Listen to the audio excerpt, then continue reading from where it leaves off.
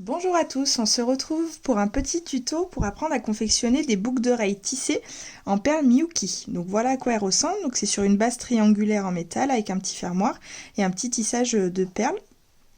Donc aujourd'hui niveau matériel, il va nous falloir du fil nylon Miyuki, une paire de fermoirs et une paire de triangles en métal, une petite aiguille fine spéciale Miyuki, 3 coloris de perles Miyuki. Donc les Miyuki en fait c'est des petites perles tubulaires très régulières qui sont pratiques du coup pour faire des jolis tissages, qui sont plus régulières que par exemple les rocailles, qui sont assez connues.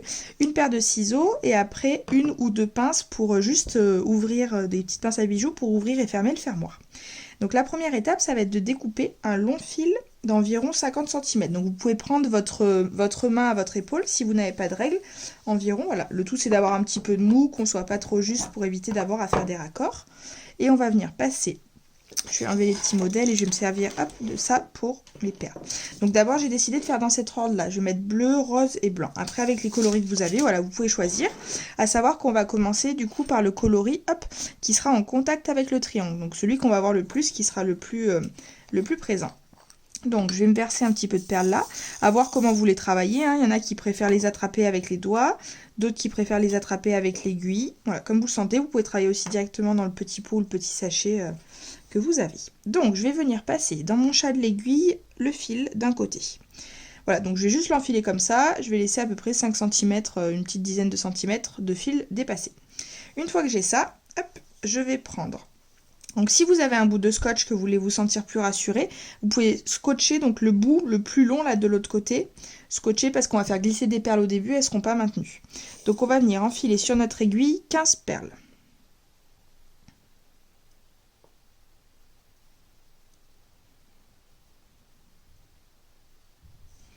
8. Moi je l'ai fait comme ça, je l'ai fait rouler entre mes doigts. 9, 10, 11, 12, 13, 14, 15. Hop, voilà. Donc une fois qu'on a nos 15, on va les faire glisser jusqu'au bout. Et au bout, donc si vous avez le petit scotch, vous le laissez là. Hop. Sinon, on va laisser donc un petit peu de mou, encore voilà, 5-10 cm. Et maintenant, on va venir renfiler une perle sur notre aiguille. Et on va venir la passer donc de droite à gauche dans la deuxième perle. Donc des 15, hop. Donc je vous les écarte un petit peu pour que vous voyez. Donc je la passe dans la deuxième, ici. Je viens tirer la totalité. Hop. Et ensuite je vais reproduire l'opération. Donc maintenant je vais venir enfiler une nouvelle perle.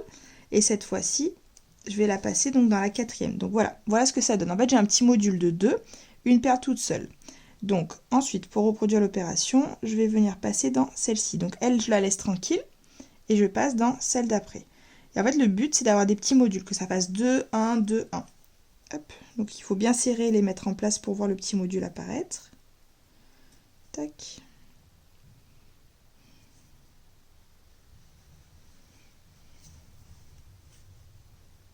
Voilà.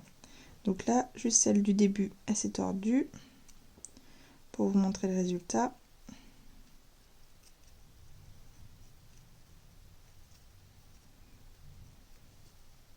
Voilà. Donc voilà ce qu'on doit avoir à chaque fois. Donc ça fait vraiment 2, 1, 2, 1. Et je vais faire ça sur toute la ligne. Le but, c'est de me retrouver avec 8 modules du haut et donc des modules solo au milieu.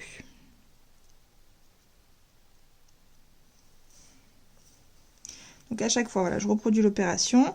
Je viens rentrer une perle sur mon aiguille, je saute une perle de base et je passe dans la suivante. Et je fais ça tout le long. On fait attention de ne pas emmêler le fil quand on serre. Une petite bêtise est vite arrivée. Hop, le tout c'est de rester concentré, d'y aller doucement, voilà. Et mon petit module prend forme. Donc je continue.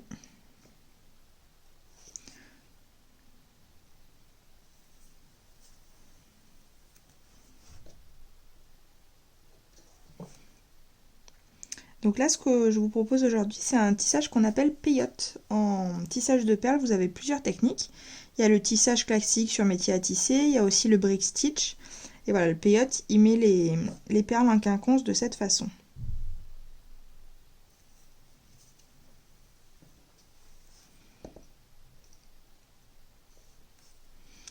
Voilà, j'y suis presque. Voilà, donc là pour vous montrer, j'ai 2, 4, 6, 7 du haut. Et du coup, je vais venir enfiler une dernière perle. J'ai perdu mon aiguille. Et je vais venir, hop, bien serrer et faire un nœud entre mes deux fils. Donc il y a un fil qui doit être grand d'un côté, c'est celui qu'on va le plus utiliser, et un fil petit qui nous servira à la fin. Donc voilà, mon petit module est terminé, là c'est bon, les perles ne peuvent plus s'échapper, il est bien rigide, voilà ce que j'obtiens. Donc j'obtiens une petite barrette avec à chaque fois tac, 4, 5, 6, 7, 8 modules de duo et des petites perles entre chaque.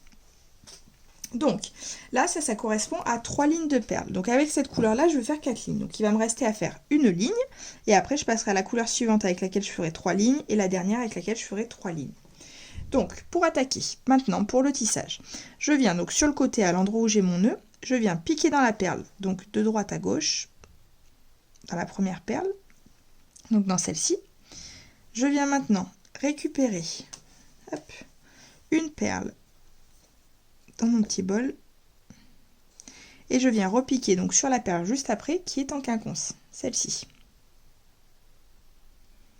Je pique et je vais faire ça pour toute la ligne. En fait là voilà, on va attaquer le quinconce et je vais remplir du coup pour confectionner le triangle, remplir chaque petit trou avec toujours cette technique. Donc je prends mon aiguille, je rajoute une perle et je viens piquer dans la perle en quinconce qui dépasse du coup celle qui est un peu en hauteur suivante et du coup ça vient, hop là pardon, j'ai fait bouger clac, le téléphone.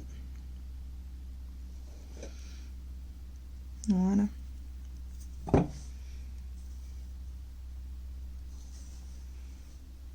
Donc n'hésitez pas à bien utiliser vos deux mains. Après, à voir ce que vous préférez pour attraper les perles. Moi, je sais que piquer dedans, quand j'en suis à ce stade-là, ça me paraît être le plus simple, pour pas avoir à relâcher mon aiguille à chaque fois. Hop. Donc voilà, là ma ligne est terminée. Donc je vais vous montrer une petite manipulation à faire qu'on va devoir faire à chaque fin de ligne pour s'arrêter. Pour vous montrer, j'en suis là. Donc mon fil sort de cette perle là. Je vais venir piquer, mais vraiment entre les deux comme ça, entre les deux perles. Voilà, donc en fait mon fil sort d'ici et je viens vraiment piquer, clac, entre les deux perles ici. Je ressors, ça va permettre en fait que le petit fil sur le côté bloque mon fil. Et maintenant pour attaquer la ligne suivante, je vais descendre, hop, en diagonale dans les deux perles. Voilà, ce petit tissage, pour qu'on ne voit pas le fil, il faut toujours se déplacer en diagonale. Donc je descends en diagonale et là je vais me retrouver au bon endroit pour repartir et remplir la ligne avec la couleur suivante.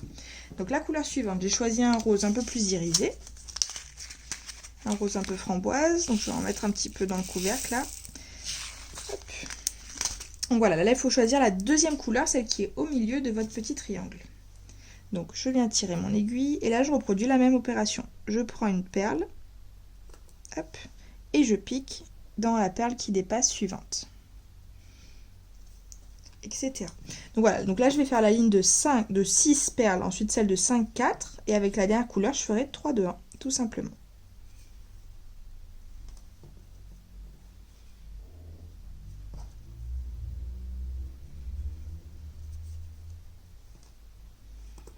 Voilà, donc là vous voyez, le rose commence hop, à se placer petit à petit.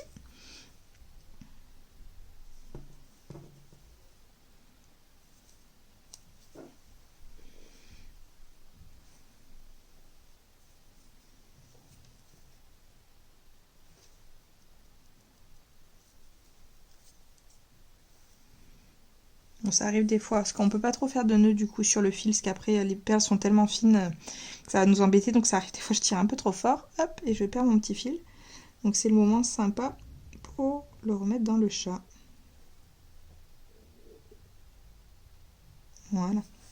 Hop, allez, il me reste une dernière perle à mettre pour terminer ma ligne. Voilà, ma première ligne de rose est terminée. Donc je vais refaire la même manipulation que tout à l'heure pour finir ma ligne et faire mon petit demi-tour. Donc mon fil sort de celle-ci, je vais venir piquer entre celle-ci et celle du haut en diagonale, entre les deux vraiment. Clac, je viens tirer pour que le fil se bloque et ensuite je redescends 2 en diagonale pour être sur la première rose et repartir pour le remplissage.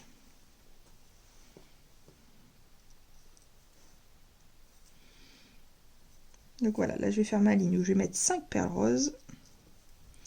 Après il me restera la dernière de 4.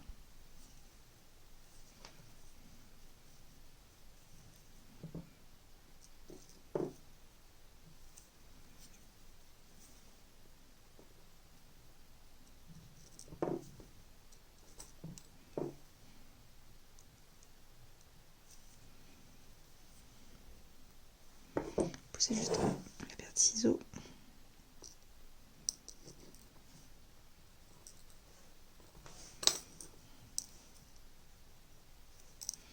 Voilà, hop, donc ma ligne est terminée, je reproduis ma petite manip de fermeture. Je pique entre les deux, donc celle d'où sort le fil et celle juste au-dessus en diagonale.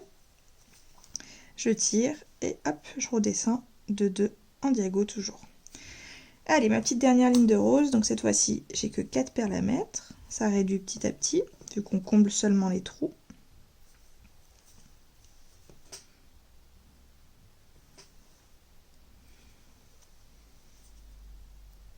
2.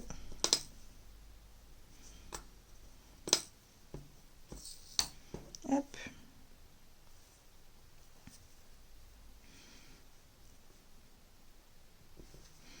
Et la dernière. Petite manipulation de fermeture. Clac. Et on redescend. Voilà. Allez, c'est parti pour les blanches. Donc j'ai choisi des blanches un petit peu écrues pour la fin. Donc là, j'en ai pas besoin de beaucoup, parce que je vais faire 4, 3, 2, 1. J'en ai vraiment besoin du coup simplement 8. 1, 2, 3, 4. Bon, j'en ai sorti un petit peu plus. Clac. Donc c'est reparti. On enfile une perle. Et on vient passer entre les deux. Donc là, c'est la ligne de 3. Donc forcément, ça va de plus en plus vite, parce qu'il y en a de moins en moins à positionner.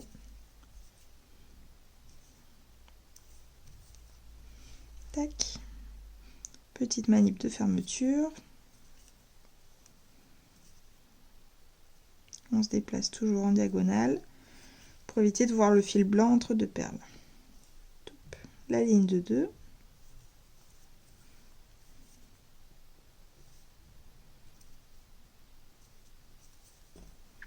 Je fais ma fermeture.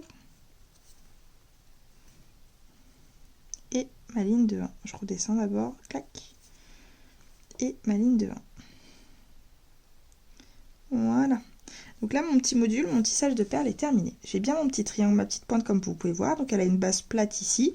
Et après, elle part en triangle pour finir à une perle. Donc maintenant, le but, ça va être de fixer ce petit module sur notre triangle métallique, qui est notre base. Donc je vais remonter en diagonale, clac, dans toutes ces perles-là pour arriver jusqu'en haut. Pour attaquer la fixation. Donc ce qui est bien avec les aiguilles spéciales Miyuki, c'est qu'elles sont très fines, mais elles sont aussi assez souples. Donc on peut un peu les maltraiter pour bien faire ce qu'on veut. Hop, et se déplacer facilement. Donc je suis ici. Je vais passer de droite à gauche. Je vais enlever ces petites perles là qui ne vous embêtent pas visuellement. Dans la première perle tout en haut là qui dépasse. Celle-ci. Je passe dedans. Ensuite je viens tirer. Là je vais venir attraper ma base triangulaire. Je passe l'aiguille dedans pour l'attraper. Donc j'en suis là. Je repasse toujours dans la même perle, donc la première tout en haut, toujours de droite à gauche. Hop. En fait, ça va venir former une petite boucle qui va permettre d'attraper mon petit triangle. Voilà. Donc, j'en suis ici. Donc, pour vous montrer sur un modèle précédent, on verra peut-être pas mal sur le violet, j'ai fait 4 points de fixation. Donc, ma boucle d'oreille elle ressemble à ça. Donc, comme je suis un nombre impair de perles, j'ai fixé sur la première, sur la 3, sur la 6 et sur la 8. Donc, je vais reproduire pareil. Hop, je vous le remonte bien de près. Voilà, si on voit les petits fils blancs, là, c'est fixé. Donc là, on a fait la fixation sur la 1. Donc notre objectif, ça va être d'aller jusqu'à la 3. Le seul problème, c'est que je ne peux pas aller tout droit, sinon on va voir mon fil. Donc je vais me déplacer en diagonale. Je vais descendre de 2 en diagonale et monter de 2. Je vais faire comme un petit V en fait sur ma boucle d'oreille, ce qui va me permettre d'arriver à la 3. Donc je vais rentrer dans la 3 de droite à gauche, faire une boucle, attraper mon triangle et repasser dans la numéro 3. Ensuite, je vais me redéplacer avec un plus grand V cette fois pour arriver à celle-ci, puis pareil pour arriver à la dernière. Donc, c'est parti. Je descends.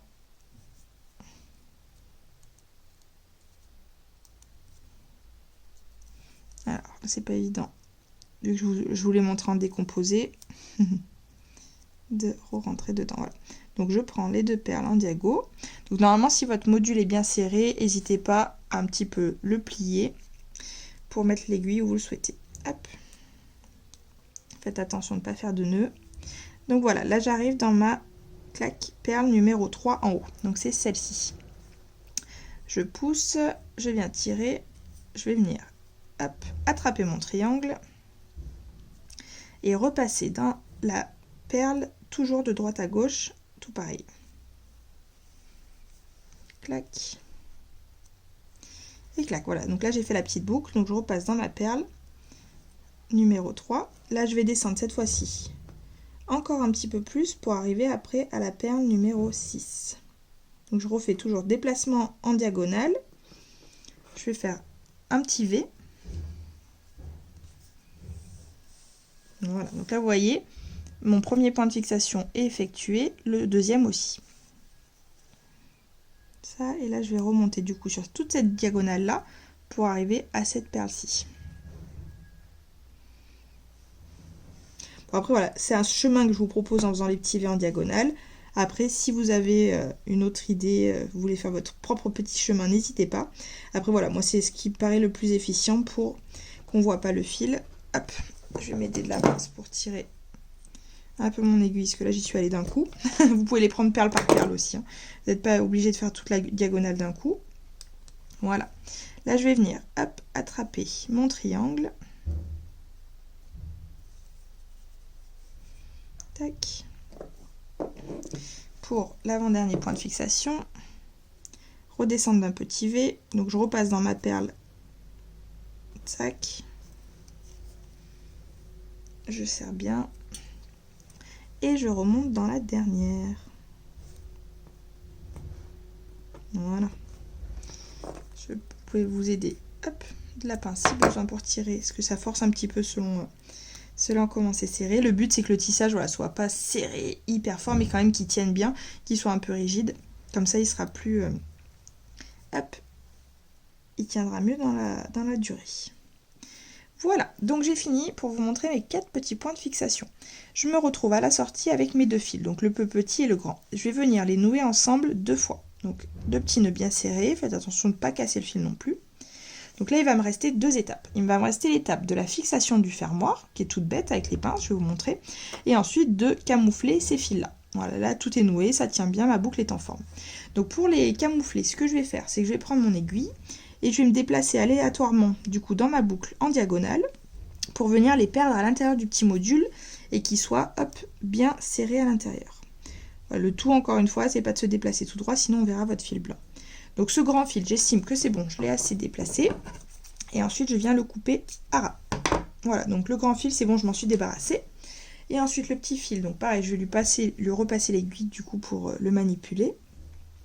Et je vais venir encore pareil, lui faire un petit mouvement à l'intérieur en diagonale. Des petits allers-retours, voilà, là c'est à votre convenance.